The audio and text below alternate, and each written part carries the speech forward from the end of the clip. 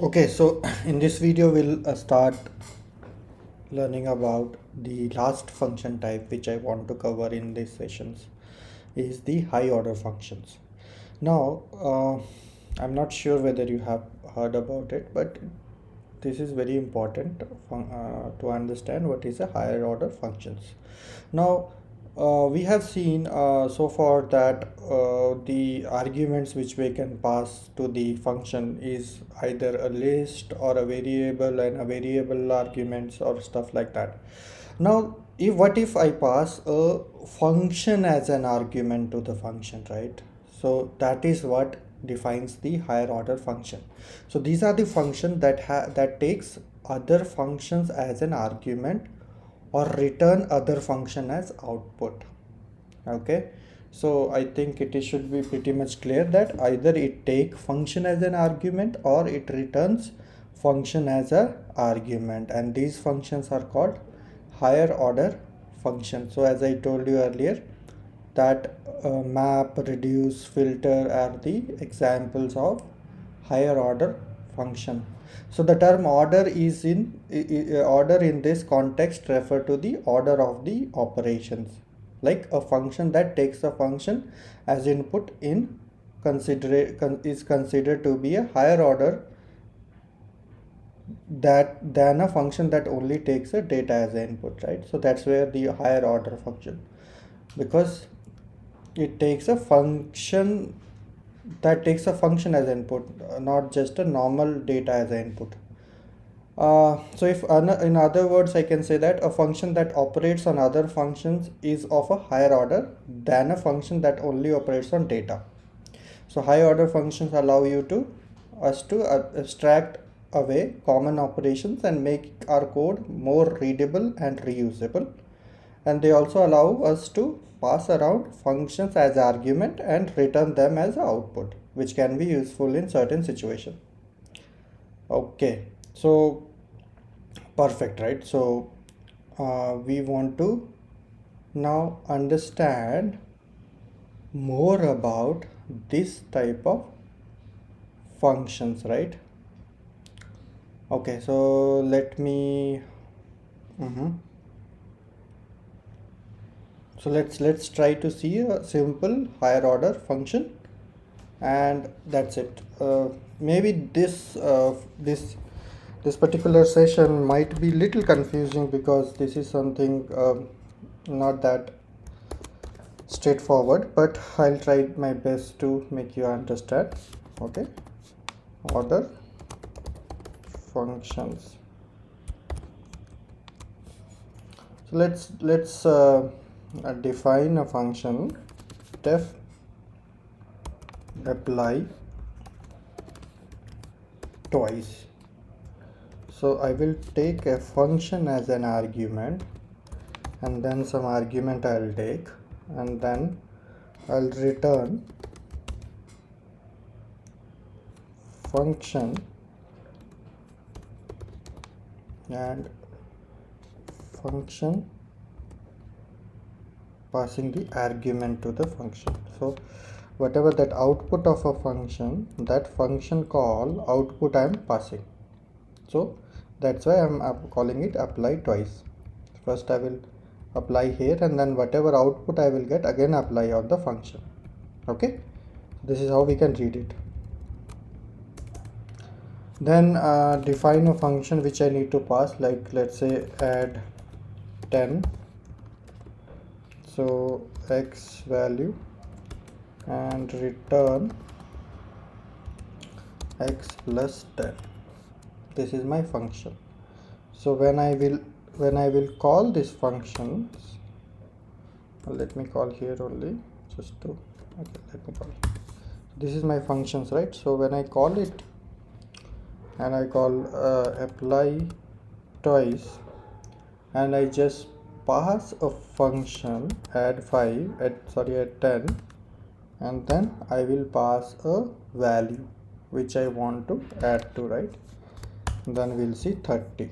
So what has happened, right? So it has gone here first time, 10 plus 10 has given me the 20 value. So this output here was 20, Then I again pass to the function which I have passed, and then 20 plus 10, it has given me total 30, and that's what you are getting the answer. Confusing or not? Definitely a confusing question. Okay, so let's simplify this. Okay, so instead of making it twice, I'll say def apply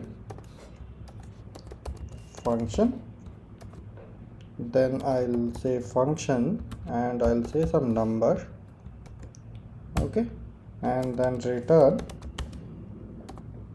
function while applying the output of that. So now I need to define a function. We already have a function, let's say use that only.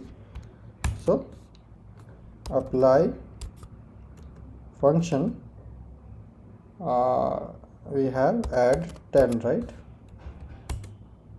Add 10, then I'll pass the value 10. Now the answer should be 20, because this time I'm just doing only once. Here I was doing 20, and again I'm passing it to add the 20. Okay, now let's see another example. Let's say another example, def. So I want to create a function that takes a list of number and a function and applies the function to each element in the list. Okay, so that will gonna be interesting. So first I will create a function called apply to list, then I'll take nums, then I'll take func as a function, and then what I'll do, I'll basically return func num. Okay, so not my bad, it should be a function called num for numbing nums. Okay, so let's see what function I want to apply. So I want to apply a square function. So see guys, this is very good, right? So I can apply a function on some, so this is what is gonna be square, right? So it is gonna be this.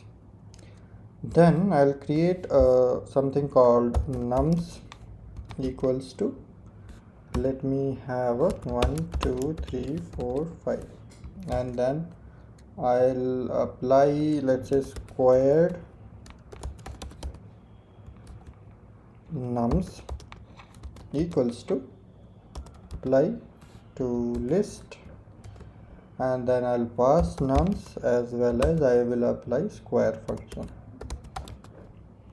and then I'll see squared nums pattern.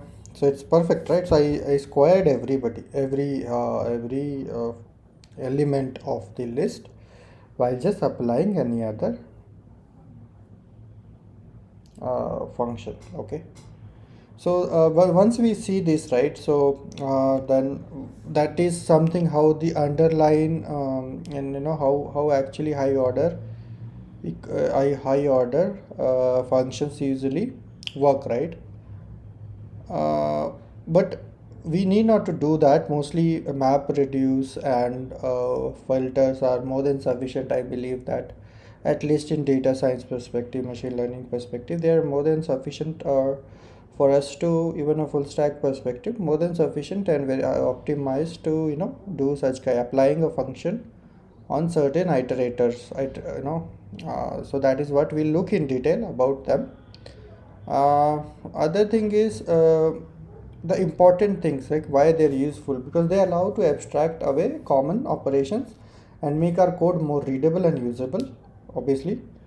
And also we can pass the functions as an argument and return them as an output, which is it is useful in certain situation, as we discussed. So yeah, I think that's all about the high order function. In the next videos, I will be talking about about the map, filter, and reduce function, which are the high order function, right? So we can apply some function over iterators. So that's all for this video. See you in another video.